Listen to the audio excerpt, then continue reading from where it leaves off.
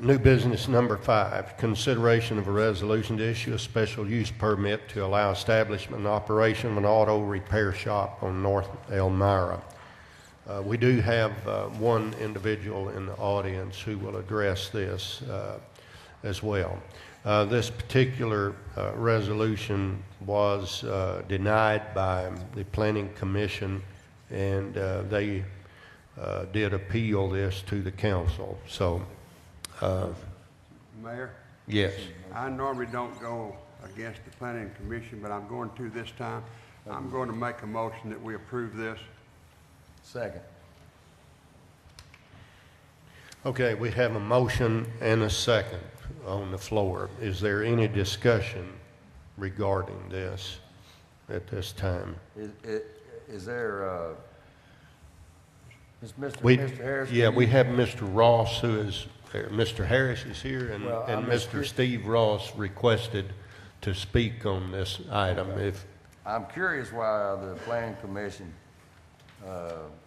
denied this, given the location, its location. Well, it was a little bit of a surprise to me as well. So that's the reason for a little bit more staff report than I usually write. I think we have some folks on there now who have quite a lot of zeal about improving the appearance of the city. So I think for all the right reasons, they just got a little bit ahead of themselves on this one. You know, Well, I'd like to just inject, after talking to the chair of the Planning Commission, there was some concerns expressed because we have, I guess there's a potential for a nice restaurant to go in across the street there. That's, you know, going to be a pretty nice venue, and then to have a shop, body shop or auto shop right across the street was of concern. The other issue, I think, was the fact that the auto shop was put in place without it obtaining the permit originally, and so now they're coming back asking for a special permit to allow them to do what they should have done in the first place, which is get the permit before they even opened up the shop. So there was a couple of issues there that were relayed to me from the Planning Commission. right. If I might address Mr. Harris's comments. We, from time to time, in fact, quite regularly, have folks who aren't aware of the process, and we don't try to determine who's actually not aware of the process and who's actually, or perhaps trying to do an end run. Since we can't discern who's doing what, we've typically had a fairly lenient policy in that if once someone is made aware that they have to go through this process, if they immediately initiate the process, we try not to be too punitive towards those folks. And that's what happened in this case. As soon as they knew they were supposed to go through the process, they immediately applied. As to the reference to the restaurant, you know, I understand that notion, but I think, you know, this building is already there. The property is there and developed in the circumstances that it has, and the property that you're referring to where the restaurant's going, they purchased that property, you know, fully aware that this building is across the street.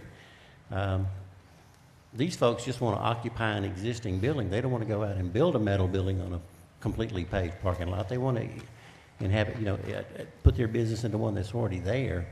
You know, if this was a vacant lot and somebody was applying for this, it would be a different case. But if we put the typical conditions that we do have in the past on this, excuse me, use, where they cannot have any cars outside that don't appear whole, they can't do any work outside, no equipment, no supplies. It'll basically be the building that's there now with cars parked around it, which, you know, it escapes me how that is any different from, you know, anything else going there. This is a very mixed area. It's sort of expanding on Mr. Harris's point. You know, it was also referred to the dental clinic that was up the street. Said, you know, well, these folks just made a serious investment in the dental clinic. Yes, they did, but they did it with this building already there. Same thing with Arvis Bank. We've got Walmart right behind them with a 6-bay auto repair. We've got an auto car lot next door. We've got a huge industrial plant, Firestone, on the corner just south. We've got Centerpoint, the Dish folks. I apologize for not remembering their name escapes me every time. But it's a very mixed area. It's not like we've got a neighborhood full of lawyers and doctors' offices and we're putting a repair shop there. It's anyway. May I cut you off, Mr. Sure. Harris? I think we get your point there. I was born a very I do small appreciate that, but I do want to let Mr. Ross, who did ask to to speak in regard to this, if he will come up to the center microphone.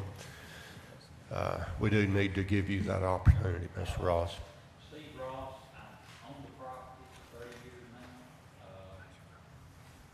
I would hope you approve the permit. I've had similar business there in the past. I've had an auto repair business there. They actually did oil changes, et cetera.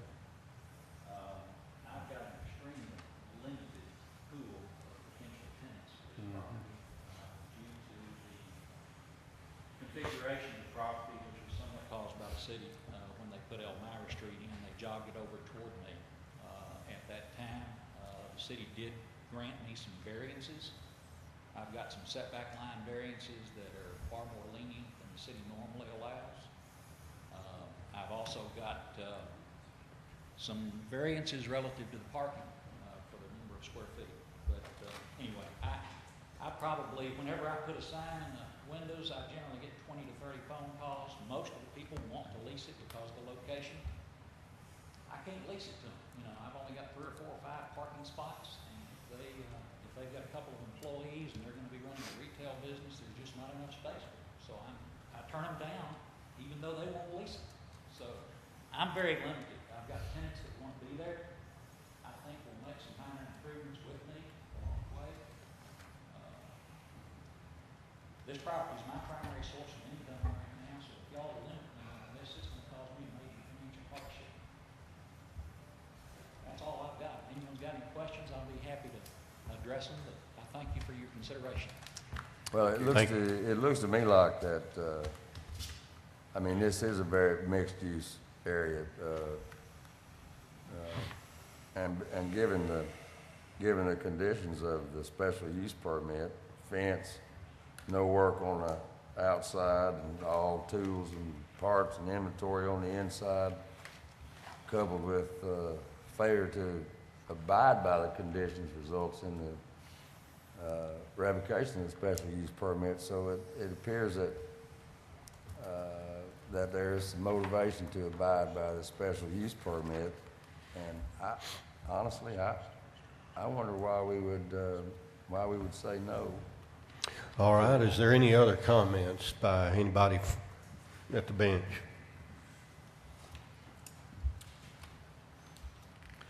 Did we have a motion to accept this? And a second. Mayor, I would like to say one thing on this, and maybe I have a question for Mr. Harris. Mr. Harris, is there, in our regulations and our codes and et cetera, is there anything that sets this type of business apart from what Walmart is already doing in their tire and lube center? Are they considered, in our regs and our policies, are those two considered very similar or the same, or are they different? Auto uses are fairly strictly regulated in most cities. The break line typically is if you're just like auto parts where you walk in and buy something, you drive away and go home and put it on, that's just retail. Auto car washes typically are not very strictly regulated. Once you put a wrench to a nut, it becomes auto repair, and it's all pretty much the same. Whether you're in a giant building or a small building like this, it's still classified most places. That's repair. And then the worst or the highest level is if you're going to do body work and have a paint booth, because then you've got toxic chemicals and a lot of inflammable stuff. But so let me be sure I understand this right. So, based in a very short distance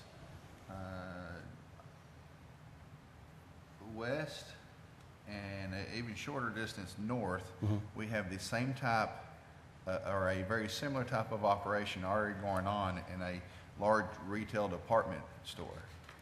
And we have an issue with this one that's probably less than 200 yards away, but nobody, as far as I know, has ever complained or said that tire and lube center shouldn't be there.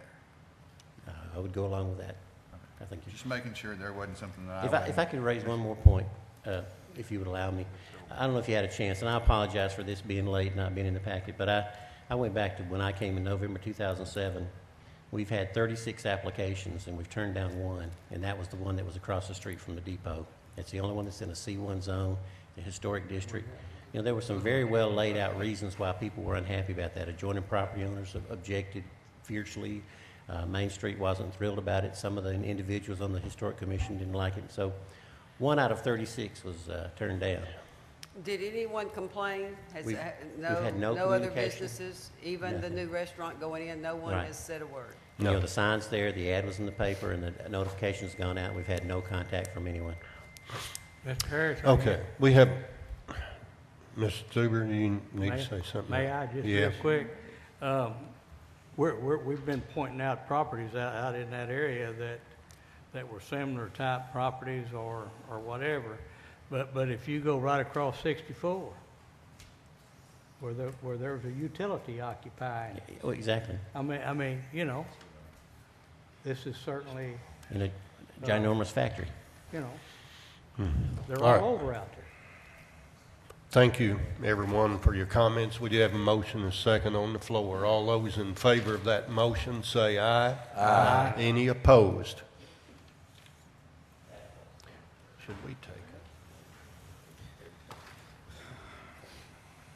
No, no,